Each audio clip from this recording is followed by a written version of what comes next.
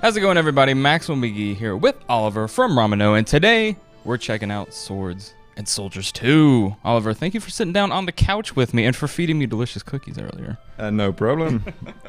So tell me about Swords and Soldiers 2. Obviously, sequel to the previous game. What was sort of your guys' goal setting out to make this sequel?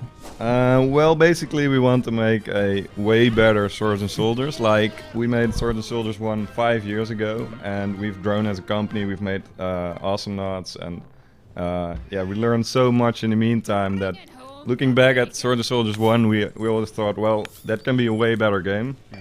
And that's basically what we're doing. I'm sure you had plenty of ideas, like cooking during the development of Swords and Soldiers 1, that you just couldn't quite work in, that you've always wanted to go back to. That's always a problem with game design. Once you get to the end of development, you have to kind of start wrapping things up, and you stop putting in new ideas, but you still get those ideas. So those ideas are put in Swords and Soldiers 2. Can you tell me some of the new ideas, some of the new features that are making it into the sequel? Well, in part 1 we had super spells. For each faction you had a super spell, and in Swords and Soldiers 2 we have super units as well, and they get all kinds of different tricks that you can use. Yeah, and I think we're going to see one of those super units here in just a little bit, but I guess we should set up why we're fighting a tiny goblin on what looks like a golf course. Yeah, this level is the campaign will be about Redbeard and his adventures, and in this level Redbeard pays a visit to his grandpa, who I believe is retired and is enjoying a bit of golf. Exactly, he has a little golf course of his own, but it's besieged by demons, so that's a bit of a problem for him. So were Vikings big golfers? Did you guys do a lot of like historical background research into this? Yeah, like 90% of our development time was spent on research. That's good. That's good. That's good to know. So, yeah.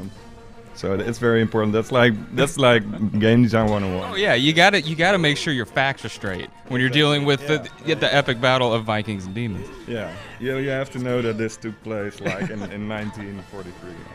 So let's talk that portal there in the sand trap, because I believe that is a new addition for Swords and Soldiers 2. That's actually a spell for the demons that they can use a portal, and if you know the game Portal, then you know what portals do. It does exactly. Goes in one and comes out the other. Exactly. Yep.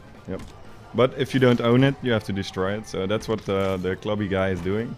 That's actually a club swinger, and he.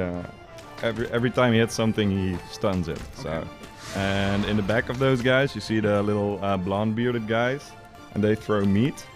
They were aptly named the meat throwers. And it's good. It's good. Very descriptive. Yeah, and meat heals. So obviously. Obviously. Yep. And so, what is this? What is this delicious meat grill we've opened up here in the center? That's actually the objective, or one of the objectives for this level is to get some meat on the barbecue, because there is a barbecue, so there should be some. Because that's just the way God intended it. Yeah, exactly. So, or the way the game designers in this case. It's kind of the same thing. What we're doing right now is we're trying to get up to the barbecue and get some meat on there. There we go. So you mentioned the portal allowing enemies to spawn closer, or spawn in different locations around the map. Like, why was that an important feature you guys wanted to work in?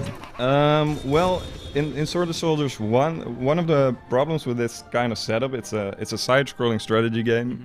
You have a base on one end and a base on the other end, and it always results in a kind of a tug-of-war type situation.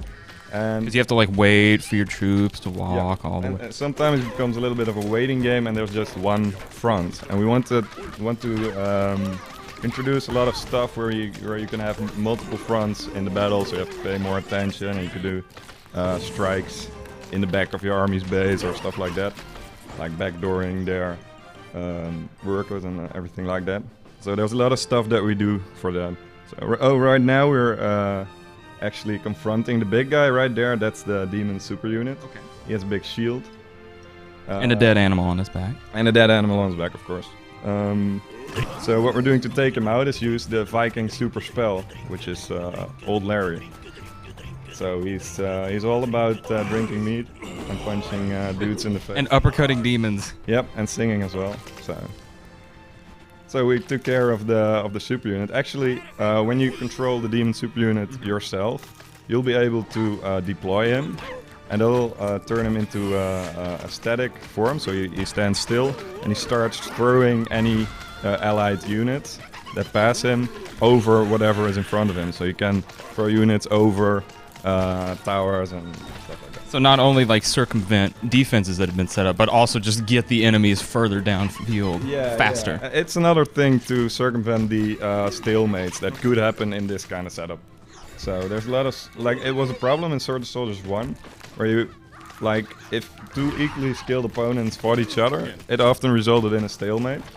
And we've just done a lot of stuff to prevent that in this version of...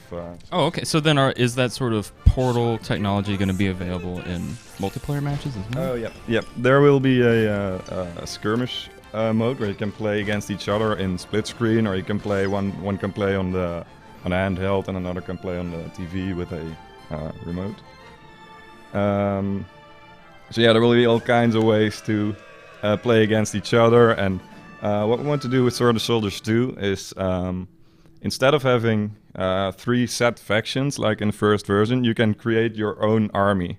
Oh, you can like mix and match different units from different... Yeah, exactly. So there will be kind of probably some kind of draft system or something where you can completely create your own army from how you want to be. So. Well, can you remind us when the game might be coming out and on what platforms? So there's no promises yet. But when it's done, basically. Yeah, when it's done. So probably around the end of 2014, beginning 2015.